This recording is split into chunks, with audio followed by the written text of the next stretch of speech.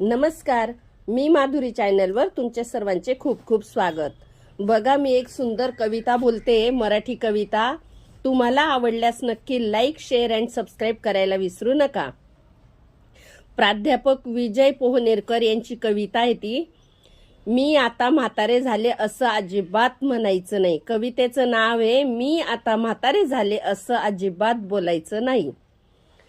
कोण म्हणतं तू म्हातारी झाली, आत्ताशी तर तू फक्त साठीची झाली. मी थकले, मी दमले असं सारखं सारखं म्हणू नको. बाई ग, तुला विनंती आहे, बळच म्हातारपण आणू नको. सून आली, नातू झाला, नात झाली, जावाई आला म्हणजे म्हातारपण येत नसतं. स्वतःकडे लक्ष द्यायचं सोडलं की वार्धक्य येत असतं. डाय कर नको कर हा तुझा व्यक्तिगत प्रश्न आहे. डाय कर नको कर हा तुझा व्यक्तिगत प्रश्न आहे. नीट नेटकं टापटीप राहा एवढंच आमचं म्हणणं आहे.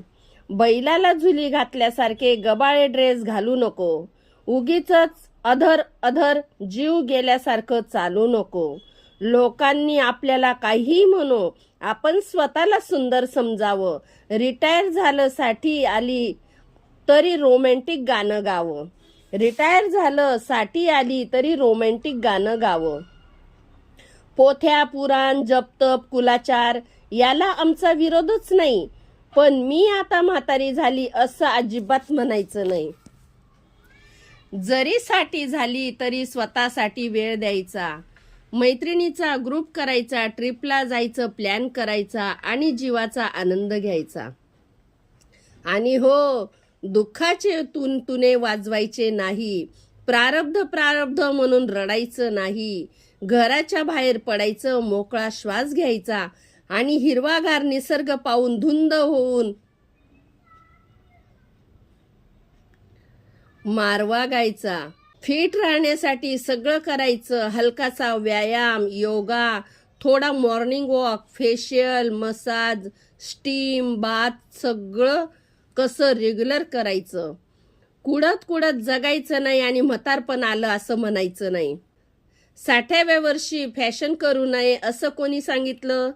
प्लाझो, वनपीस, जेगिन, टी शर्ट सगळं घालायचं आणि गळम्यासारखं नाही, मस्त टाईट राहायचं. नको बाबा, लोक काय म्हणतील.